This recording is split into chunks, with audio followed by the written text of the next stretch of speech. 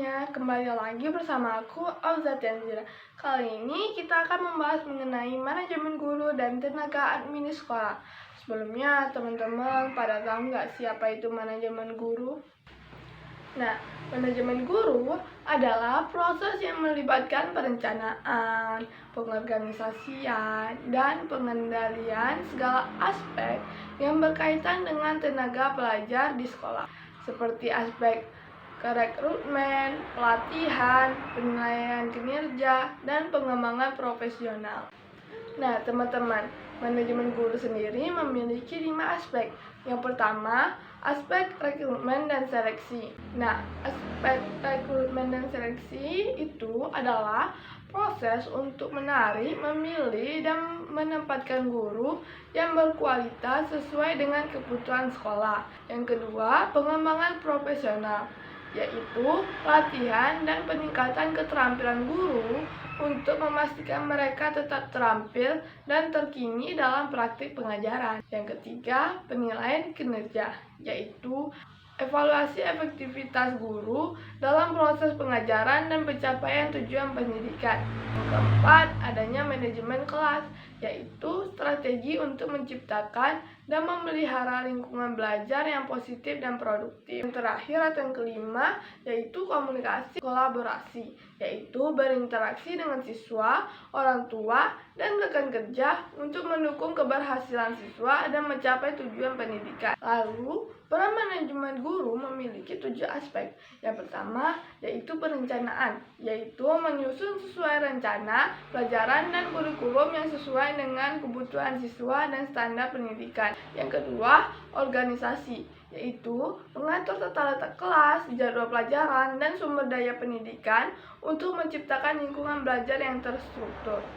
Lalu yang ketiga, pengawasan dan evaluasi, yaitu memantau kemajuan siswa, memberikan umpan baik, dan mengevaluasi hasil belajar untuk menyesuaikan metode pengajaran jika diperlukan. Yang keempat, pengelolaan kelas, yaitu menetapkan dan menegakkan aturan kelas, menangani konflik, dan menciptakan suasana yang kondusif untuk belajar. Dan yang kelima, pengembangan profesional, yaitu terus mempengaruhi pengetahuan dan keterampilan melalui pelatihan dan pendidikan tingkatan lanjut. 6. Komunikasi, yaitu berkomunikasi dengan siswa, orang tua, dan kerja untuk mendukung pembelajaran dan menyelesaikan masalah yang mungkin timbul. Yang terakhir atau yang ketujuh yaitu motivasi, yaitu memotivasi siswa dengan menciptakan lingkungan yang mendorong mereka untuk belajar dan berkembang secara maksimal. Manajemen guru juga memiliki tantangan. Yang pertama yaitu mengelola kelas, di mana guru harus menangani berbagai tingkah laku siswa dan menjaga suasana kelas tetap kondusif. Yang kedua, perbedaan kebutuhan siswa, di mana guru harus mengatasi beragam tingkat kemampuan dan kebutuhan belajar siswa dalam satu kelas. Lalu yang ketiga, keterbatasan sumber daya, di mana guru harus mengelola materi ajar dan fasilitas yang terbatas untuk mendukung proses belajar. Yang keempat, tekanan administratif, di mana guru harus menghadapi tuntutan administratif seperti laporan dan penilaian yang mempengaruhi waktu pengajaran. Yang kelima, adanya keseimbangan waktu, di mana guru harus menyelaraskan waktu antara pengajaran, perencanaan, dan kegiatan profesional lainnya. Yang keenam, komunikasi efektif, di mana guru harus bisa berkomunikasi dengan orang tua dan rekan kerja secara efektif mengenai kemajuan siswa dan masalah yang ada. Yang ketujuh dan yang terakhir, stres dan kesehatan, di mana guru harus mengelola stres akibat beban kerja yang tinggi dan menjaga keseimbangan kesehatan mental dan fisik. Nah, apa sih tujuan manajemen guru? Di sini saya akan menjelaskan mengenai tujuan-tujuan manajemen guru. Manajemen guru sendiri memiliki 6 tujuan. Yang pertama, meningkatkan kualitas pengajaran. Yang kedua, meningkatkan kinerja. Yang ketiga, menjaga kepuasan dan motivasi. Yang keempat, pengembangan karir. Yang kelima, peningkatan hubungan kerja. Yang keenam, implementasi kebijakan. Selanjutnya, saya akan menjelaskan mengenai tenaga administrasi sekolah. Nah, teman-teman pada tahu nggak siapa itu tenaga administrasi? Jadi, tenaga administrasi sekolah adalah staf yang bertanggung jawab untuk menangani berbagai aspek administrasi operasional di sekolah. Lalu, apa saja sih aspek tenaga administrasi sekolah? Nah, tenaga administrasi sekolah memiliki 8 aspek.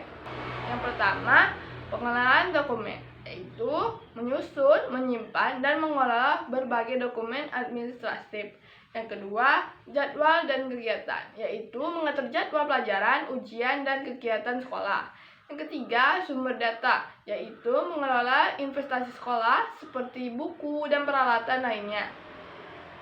Yang keempat, pendaftaran dan registrasi, yaitu menangani pendaftaran siswa baru dan pembaruan data. Yang kelima, laporan statistik, yaitu menyusun laporan keuangan, absensi, dan evaluasi. Yang keenam, dukungan staf, yaitu memberikan bantuan administratif kepada kepala sekolah dan guru. Yang ketujuh, komunikasi, yaitu mengelola komunikasi internal termasuk antar sekolah, siswa, dan orang tua. Yang kedelapan, kepatuhan, yaitu memastikan pemenuhan kebijakan dan regulasi pendidikan. Nah, tenaga administrasi sekolah juga memiliki 7 peran. Yang pertama, pengelolaan dokumen, yaitu mengatur dan menyimpan berkas siswa, guru, dan administrasi sekolah. Yang kedua, pendaftaran dan absensi, yaitu mengolah pendaftaran siswa baru dan mencatat absensi harian. Yang ketiga, pengaturan jadwal, yaitu menyusun jadwal pelajaran, ujian, dan kegiatan sekolah lainnya. Yang keempat, keuangan dan anggaran, yaitu mengatur anggaran sekolah, memproses pembayaran, dan menyusun laporan keuangan. Yang kelima, korespondensi, yaitu menangani surat menyurat, email, dan komunikasi dengan orang tua serta pihak luar. Yang keenam, dukungan untuk guru, yaitu menyediakan bantuan administratif seperti pengelolaan nilai dan penyimpanan materi pengajaran. Yang ketujuh, koordinasi kegiatan sekolah, yaitu mengorganisir acara sekolah seperti pertemuan orang tua dan kegiatan ekstrakurikuler.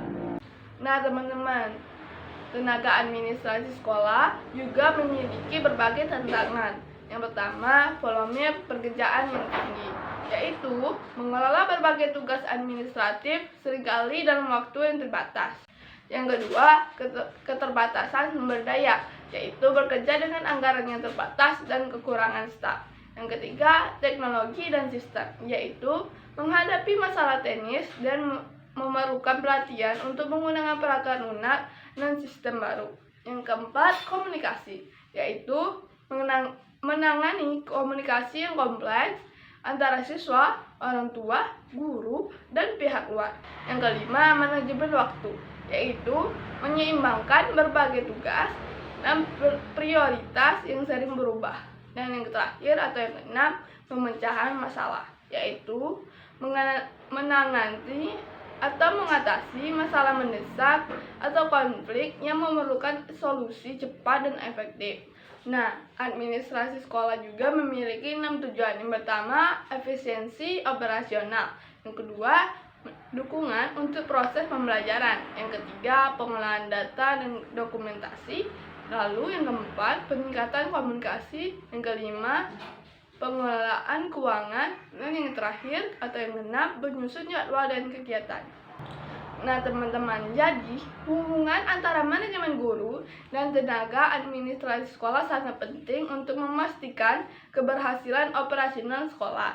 Manajemen guru berfokus pada pengelolaan dan pengembangan aspek pengajaran, seperti perencanaan, pembelajaran, evaluasi, dan peningkatan kualitas pengajaran. Sedangkan itu, tenaga administrasi sekolah bertanggung jawab atas fungsi-fungsi administratif seperti pengelolaan data siswa, jadwal, dan keuangan. Terima kasih telah menyaksikan video ini dari awal hingga akhir. Semoga video ini dapat membantu. Sampai jumpa kembali pada video berikutnya.